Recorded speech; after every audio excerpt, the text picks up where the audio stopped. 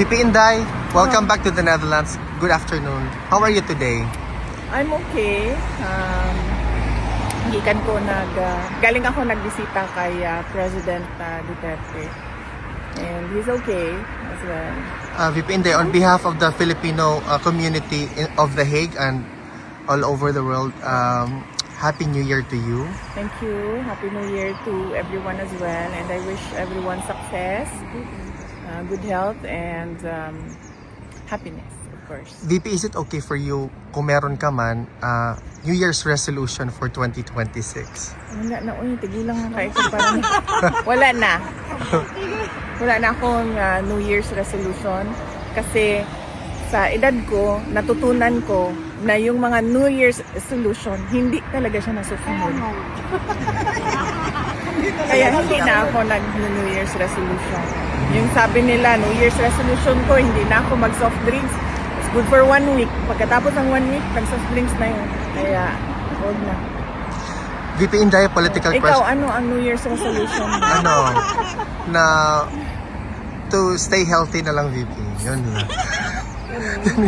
Stay healthy, ha? Oo. Pero ang junk food, Wala no, hindi na mo palit. Hindi mo palit Japan. Slowly lang. Slowly. ikaw, ma'am, anong New Ikaw, Year's ma'am, daw. resolution mo, ma'am? Ako? Ay, nakaglupan. Oh, wala na, ito. Ilang araw lang, nalimutan na ang New Year's resolution. Ikaw, ma'am, ano? Ang New Year's resolution mo? Healthy lagi ako. Healthy lang ako. Ako may request. Ma'am. Gusto ko bukas sa solusyon na katibang pagkakaan kami in the Oo. Yes. Para ano? Para ipakita natin sa mundo yung mali na ginawa kay former President Duterte. Pakita natin sa mundo kung paano magdudugo ang puso natin. Paano nililigpit yung yung table sa gabi? Sa gilid lang, ma'am. Diyan. Lagay lang. Pero yung may-ari dito, ma'am, gusto nila na i-remove muna yan because we are actually asking them to allow us to have it stay here. Kasi gusto nila na i-remove pero May-ari, private ba ito? Yes, for Ito na property. Donea. Donea ang name ng owner. It is not just like one part of the government. Aya. Government They, subsidized. maintain this place. Hindi na. Sige. Okay, political question lang, ma'am. Nag-file na po ng impeachment complaint against PBBM. Meron po ba kayong reaction dito, ma'am? Sa ngayon, wala pa. Hintayin natin ang mga susunod na mga araw kung meron akong reaction. How about the seemingly What? obvious filing of impeachment complaint against you for next month after the lift of 1-year ban? As expected, dahil sila din naman na ang nagsasabi lagi na magpa-file sila ng impeachment complaint. So, alam na natin yun na mangyayari yun.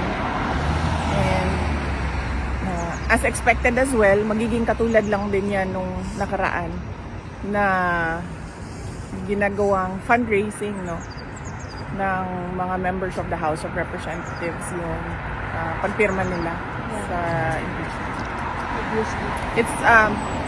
It's all about the money dyan. VP, recently the International Criminal Court Office of the Prosecutor, through their social media platform, released a statement asking or appealing to the Filipino people who are allegedly victim of the war on drugs to come out and be a witness to the charges hurled against your father. What's your opinion to this move? Attorney Nicholas Kaufman already gave a comment, so his comment includes my opinion because we discussed it before he gave his statement on this matter. So I reflect, my opinion reflects what Attorney Kaufman said. Is there something that the former president wished to share to the Filipino people, ma'am, for this year 2026? Unfortunately, hindi kami umabot sa usapan na ganyan. Ang napag-usapan namin kanina ay yung mga tao na nagpapaabot ng pangamusta sa kanya. Pag-usapan namin yung nagtanong siya sa mga anak ko, kamusta daw ang mga anak ko. Nagtanong siya sa mama ko, kamusta daw yung mama ko. So, baka bukas. First day pa kasi, so medyo all about personal affairs yung tanong. Let's see tomorrow. I think that, mayroon ba kayong question, guys? Ano? Any comment po sa conclusion po ng Blue Ribbon Committee about sa DPWH corruption? I reflect din the sentiment of many. Masyadong, sorry, Blue Ribbon ito ng Senate pala, Yes. no? Hindi ito ICI. Well, trabaho naman yan ng Senate at ang atin lang New Year's resolution dyan sa Blue Ribbon na ay sana meron ng mga managot sa nangyari.